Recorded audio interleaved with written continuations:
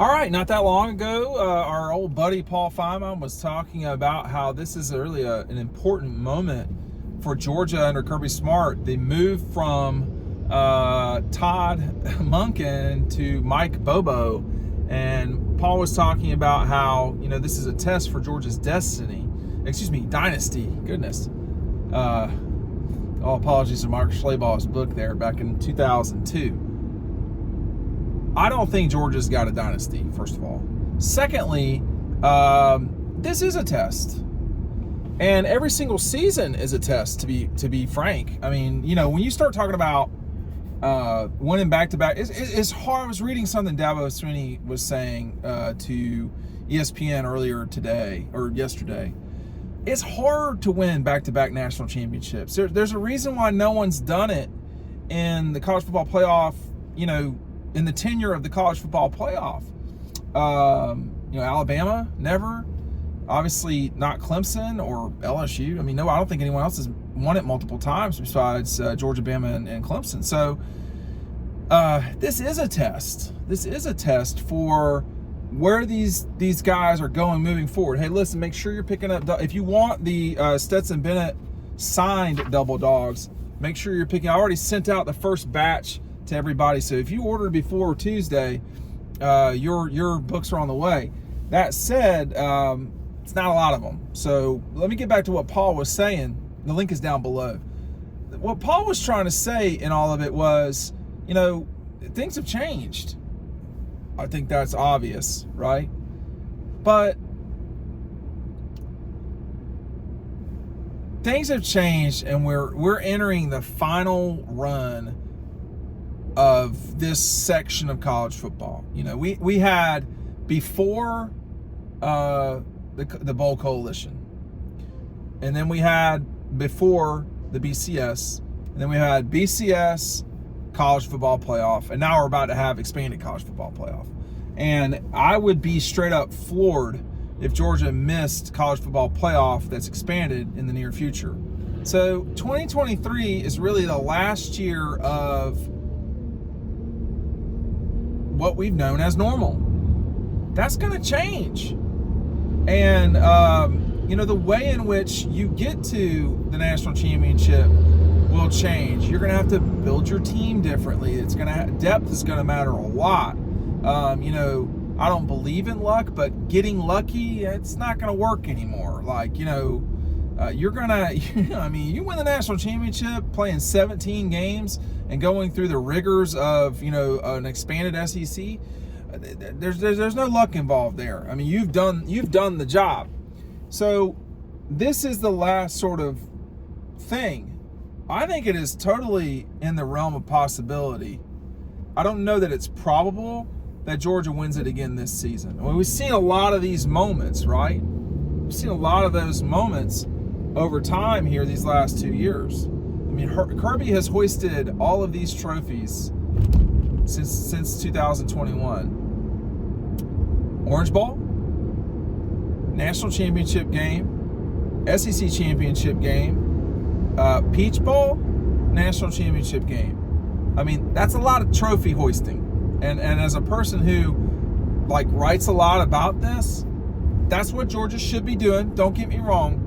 But that's a lot of success. That's a lot of success against programs like Ohio State, LSU, Alabama, who have really put on big boy pants and gone out there to compete to win these national championships. But I think, we won't really know where Georgia's at until probably the end of September. It will become evident that things are basically the same with Mike, better with Mike, or worse with Mike. It's going to be hard to tell, though, because of the schedule they're playing. And the truth of the matter is, every year is so different because you've got different players, you've got different circumstances, the other teams are different. I mean, the Carolina-Georgia game, that's going to be, a consequential game. You cannot lose that game if you're Georgia. Now, you can recover from it, but that's not the mindset. I mean, this is a program that's won, it's probably more than 24. They probably won 26 regular season games in a row. Is that right? So 12-12. And then they won Missouri, South Carolina, and Mississippi State. So 27. They won 27 regular season games in a row. 27 games in a row where someone's not hoisting a trophy. That's a lot of success. I mean, that's a lot of success, period. I mean, they've only lost 2 regular season games this decade. Okay? That's crazy. So he's right. Paul is right in a sense that, it's a test. I don't know. I don't know how challenging a test it is, because we're not talking about a guy that like just came in off the street. This is a guy who has been a very successful coordinator in SEC play at Georgia. He's gotten experience in the head coaching realm. I mean, he's one of the best offensive coordinators in college football. And it's not like Mike doesn't know the players. He was around all of last year, so everything really is nuanced. If we don't approach all of these discussions with nuance, we're really cheating our audience. And I'm not. That's not accusatory towards Paul, because he certainly has plenty of nuance in a 3-hour show. But I'm not ready to say this is going to work. I'm not ready to say this is not going to work. We don't know. But my guess is that it will work. But as soon as Georgia doesn't win the national championship or does not win the league, there will be the usual suspects who want to blame Mike. As soon as Georgia wins the national championship in 2023, people have already made their mind up about Mike Bobo, including Kirby Smart.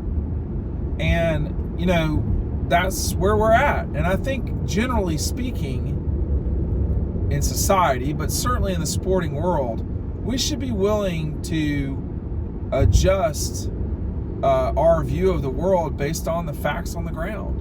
And I will be doing that when we get into the season. G-Day will be a sliver of what's going on. G-Day will give us the capability to take a look at. G-Day will give us a snapshot, and then when that snapshot is viewed, a lot of that data will kind of go away as we go on. But I'm telling you now, I'm not promoting G-Day for Georgia. Although if y'all want to write me a check, I'll be glad to take it. I'll get on the phone with Josh Brooks here pretty quick. I think it's going to be a very interesting G-Day. I think it's going to be a fun G-Day, and it's going to be a G-Day where, unlike in the past, I do think that we will be able to learn some things. We've really not had a lot of that at G-Day lately. And I will admit and add, most people go to G-Day to watch the offense. That may be a mistake, except this year. I think this year is a great example of a time when the offense is really the thing to watch. Very particularly, what Carson looks like, what Brock Vandagriff looks like, and very curiously, what Gunnar Stockton looks like. I mean, having watched all these guys play in high school, we've not seen a lot of them in silver britches, if anything. And I'm very interested to watch it, to digest it. I'm glad it's an afternoon game. I'm all for night games, by the way, in spring. That would be awesome. I know no one's ever going to do that at Georgia. They're too conservative for these things. But I wouldn't be against that. But I don't, they do not choose the time for their spring game anymore. Those days are gone. And as John Paul Children would say, those days are gone. But, it would be fun to have a nighttime G-Day, personally. That's the only time I would advocate for a nighttime game, because I don't like. I mean, they really screw up my weeks. Nighttime games. I love that you can watch the noon games, but if we're being honest, those about kill the dog post crew. I mean, getting in at 1 o'clock in the morning or 2 o'clock or whatever, and you still have work to do. It's just not ideal. Anyway, thanks for watching Riding Home. We'll see you on the website.